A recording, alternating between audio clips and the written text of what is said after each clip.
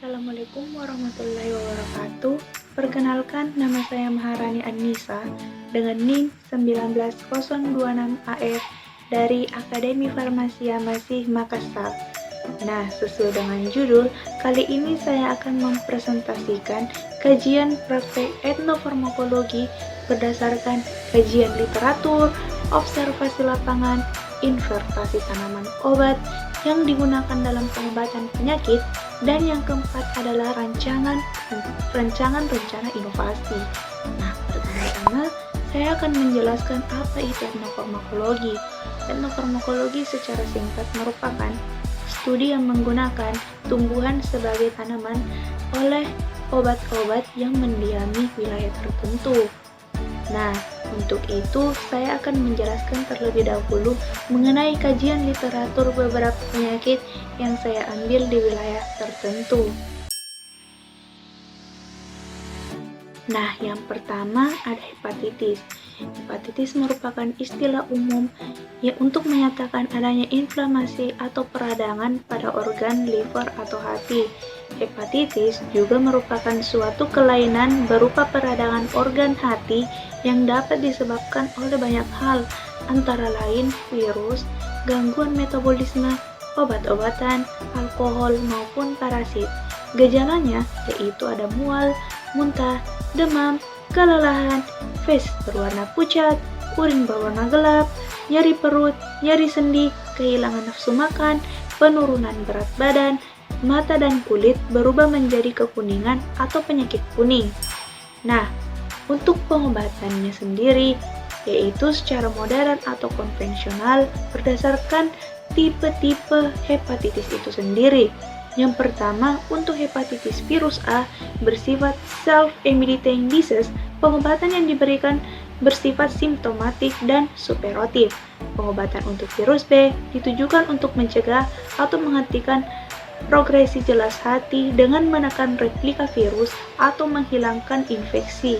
Dalam pengobatannya, target akhir secara menetap atau HBeAg dan HBV-DNA. Terdapat dua kelompok imunomodulasi atau memperkuat sistem imun, contohnya interferon, dan kelompok antivirus yaitu lamivudin dan adenovirus.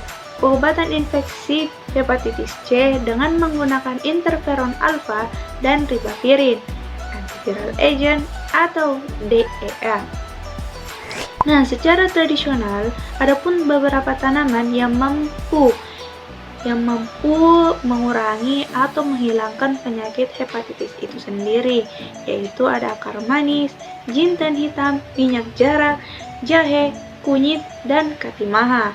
Nah, senyawa metabolit primer dan atau sekunder yang diperkirakan mampu memiliki efek pencegahan, penanganan, dan pengobatan penyakit yaitu flavonoid, saponin, tanin, dan beberapa senyawa yang mengandung antioksidan. Nah, untuk penyakit yang kedua ada tumor payudara. Tumor payudara itu sendiri merupakan benjolan tidak normal akibat pertumbuhan sel yang terjadi secara terus-menerus. Faktor resiko tumor payudara yaitu ada jenis kelamin, riwayat keluarga, faktor genetik, faktor usia, faktor hormonal, usia saat kehamilan pertama, terpapar radiasi, pemakaian kontrasepsi hormonal, intake alkohol, gaya hidup atau lifestyle. Nah, ciri-cirinya yaitu ada benjolan, permukaan payudara seperti tertarik, ada permukaan yang cekung, perubahan warna kulit, permukaan payudara memerah, keluarnya debit cairan dari payudara. Nah, adapun pengobatan secara modern atau konvensional yaitu ada bedah lumpektomi yang bertujuan untuk mengangkat tumor atau benjolan yang tidak terlalu besar. Yang kedua ada bedah krioterapi. Prosedur ini menggunakan jarum khusus yang akan dimasukkan langsung ke area tumor payudara. Untuk pengobatan secara tradisional, ada beberapa jenis tanaman yang mampu mengurangi atau menghilangkan tumor payudara ini sendiri. Di antaranya adalah bawang putih, kunyit, Echinacea dan teh hijau, ginseng, dan daun sirsak.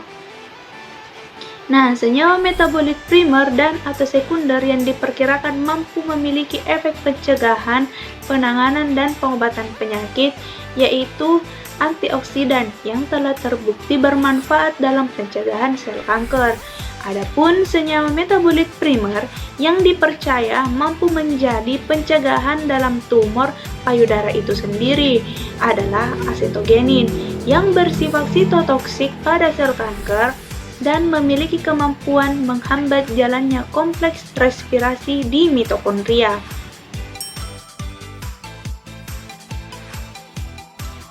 Observasi lapangan itu sendiri bertujuan untuk mendapatkan informasi dan mengenal lokasi kegiatan praktek etnofarmakologi di lapangan yang telah direncanakan, dan juga untuk memastikan bahwa lokasi kegiatan praktek memenuhi kriteria untuk pelaksanaan kegiatan praktek lapangan. Nah, kali ini untuk observasi lapangan saya sendiri itu menggunakan via online atau dengan via WhatsApp dikarenakan pandemi COVID-19. Jadinya saya tidak bisa turun langsung ke lokasi yang dituju.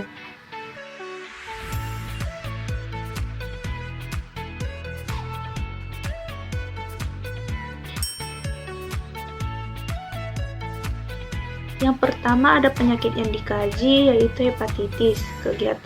Lokasi kegiatan observasi bertempat di Malino, Dusun Bontopano.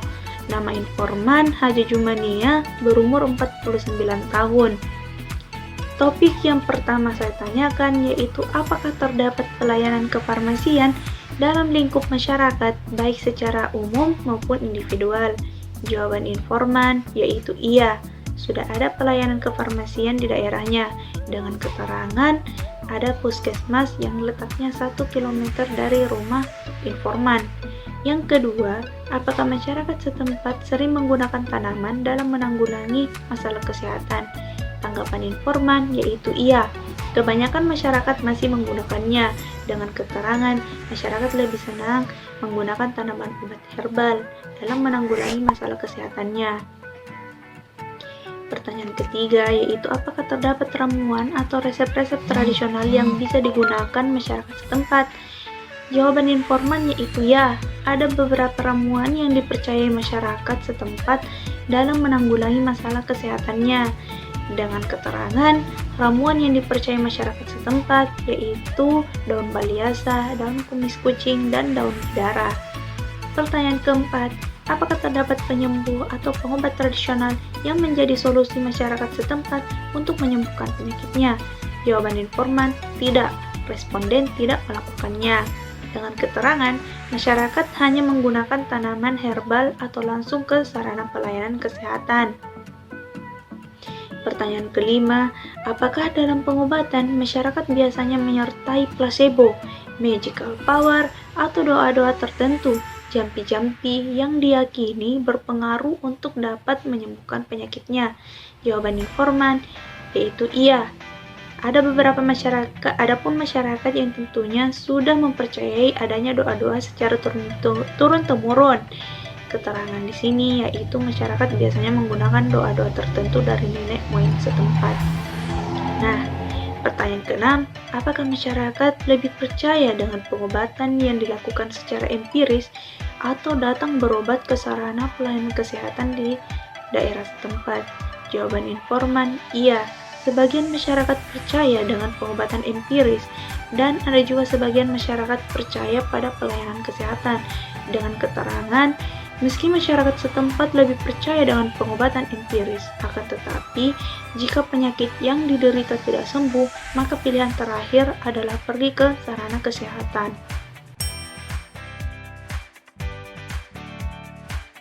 Untuk penyakit yang kedua, yaitu tumor payudara, di mana lokasi kegiatan observasi yaitu di Jalan G, Tamingundur, Kelurahan Lontara, Kecamatan Polewali, Kabupaten Mandar. Nah, nama informan yaitu Yolanda, berumur 26 tahun. Topik yang pertama atau pertanyaan yang pertama, apakah terdapat pelayanan kefarmasian dalam lingkup masyarakat, baik secara umum maupun individual? Tanggapan informan, iya, sudah ada pelayanan kefarmasian di daerahnya, khususnya di daerah Polewali Mandar sendiri. Pelayanan kesehatan tersebut cukup memadai. Keterangannya, untuk sarana dan prasarana cukup lengkap, mulai dari pustu, puskesmas, rumah sakit, serta apotik, dan mudah untuk dijangkau karena berada di pusat kota Polewali. Pertanyaan kedua, apakah masyarakat setempat sering menggunakan tanaman dalam menanggulangi masalah kesehatan? Jawaban informan, iya, sebagian masyarakat masih menggunakannya. Dengan keterangan, khususnya lansia, 47-70 tahun, mereka lebih memilih menggunakan tanaman herbal untuk kesehatan. Pertanyaan ketiga, apakah terdapat ramuan atau resep-resep tradisional yang biasa digunakan masyarakat setempat? Jawaban informan yaitu iya, ada beberapa ramuan yang dipercayai masyarakat setempat dalam menanggulangi masalah kesehatannya, seperti meminum air rebusan dedaunan. Contohnya, rebusan air daun sirsak, daun pandan, daun paliasa, daun sambiloto, daun salam. Salah satu daun atau kadang juga dicampur. Pertanyaan keempat, apakah terdapat penyembuh atau pengobat tradisional yang menjadi solusi masyarakat setempat untuk menyembuhkan penyakitnya? Jawaban responden atau informan yaitu tidak. Informan tidak melakukannya. Dengan keterangan, tidak ada penyembuh atau pengobat tradisional di lingkungan sekitar responden. Pertanyaan kelima, apakah dalam pengobatan masyarakat biasanya menyertai placebo atau magical power atau doa-doa tertentu, jampi-jampi yang diyakini berpengaruh untuk dapat menyembuhkan penyakit? Jawaban responden kurang mengetahui hal ini. Dengan keterangan, responden hanya menggunakan obat-obatan atau pergi ke dokter langsung. Pertanyaan keenam, apakah masyarakat lebih percaya dengan pengobatan yang dilakukan secara empiris atau datang berobat ke sarana pelayanan kesehatan di daerah setempat? Jawaban responden atau informan, sebagian masyarakat lebih percaya dengan pengobatan secara empiris, begitupun sebaliknya. Sebagian masyarakat justru lebih percaya pada pelayanan kesehatan. Dengan keterangan, untuk remaja dan dewasa, mereka lebih memilih untuk berobat ke rumah sakit. Namun untuk lansia, mereka lebih menggunakan obat tradisional daripada pergi ke dokter atau sarana kesehatan.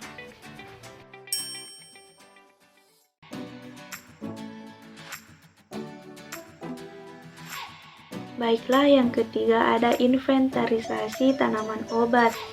Nah, ini bertujuan untuk mendapatkan informasi tentang pemanfaatan tanaman berkhasiat obat. Kedua, untuk menginventarisasi dan mengetahui cara pemanfaatan tanaman sebagai obat berdasarkan kearifan lokal daerah setempat. Lokasi kegiatan praktek ada di Malino, Polewali Mandar, Manuju, dan Tamarunang. Untuk yang pertama, nama responden Haja Jumania, umur 49 tahun, jenis kelamin perempuan, alamat Malino, Dusun Bontopanno. Informasi penyakit yaitu hepatitis atau sakit kuning karena timbulnya warna kuning pada kulit. Gejala penyakit yaitu mata menguning. Yang mengidap penyakit itu yaitu adalah responden dan keluarga responden. Tanaman atau ramuan yang digunakan adalah daun paliasa atau katimaha. Cara pengobatannya yaitu yang pertama, diambil daun paliasa sebanyak 7 lembar, kemudian dimasukkan 2 gelas air ke dalam panci, lalu direbus hingga menjadi 1 gelas air saja yang tersisa. Yang ketiga, setelah itu baru bisa diminum. Lama pengobatan yaitu 1 bulan. Untuk kombinasi dengan obat dokter, ya, responden melakukannya dengan keterangan lain penyakit sembuh. Yang kedua, nama responden yaitu Yolanda, umur 26 tahun, jenis kelamin perempuan, alamat Jalan G. Tami Mundur, Kelurahan Lontara, Kecamatan Polewali, Kabupaten Mandar. Informasi penyakit yaitu tumor payudara jinak, yang berarti benjolan tumor yang tumbuh di payudara tidak terbentuk dari sel-sel yang ganas dan tidak menyebar ke tubuh lain. Gejala penyakit yaitu tidak ada. responden tidak merasakannya, tidak mendapatkan gejala penyakit tersebut. Yang mengidap penyakit adalah responden dan keluarga responden. Nah, tanaman atau ramuan yang digunakan adalah daun sirsak. Cara pengobatan yaitu diambil 3-4 daun sirsak, lalu direbus dengan 2 gelas air putih selama 10 menit dengan api kecil. Yang ketiga, ditunggu hingga tersisa 1 gelas air. Keempat, setelah itu ditiriskan air rebusan dapat diminum. Disarankan dalam keadaan hangat. Lama pengobatan, untuk pengobatan secara tradisional memerlukan waktu 9 bulan hingga 1 tahun dan disertai pengobatan dari dokter. Keterangan lain, penyakit sembuh.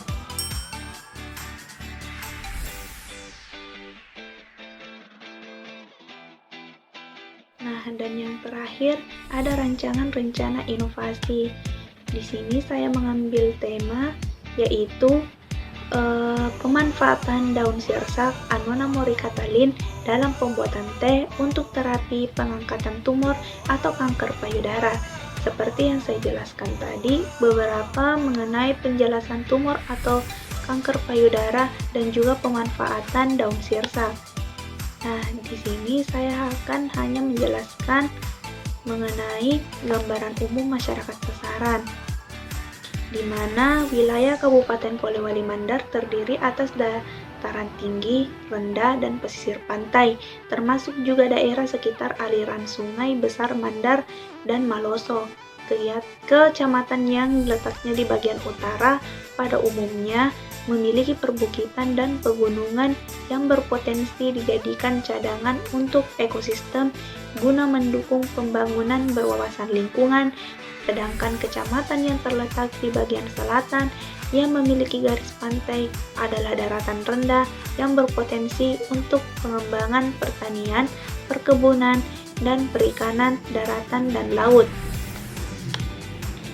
Nah, untuk etnisnya sendiri, etnis Mandar sebagai kelompok etnis yang dominan mendiami di sebagian besar wilayah di Sulawesi Barat, khususnya di Kabupaten di Polewali Mandar. Dalam budayanya masih terdapat bentuk-bentuk pengobatan yang secara tradisi masih sering digunakan secara turun-temurun dengan menggunakan bahan alam serta pengobat tradisional yang disebut dengan sando. Adapun metode pelaksanaan, yang pertama jenis pelaksanaan kegiatan.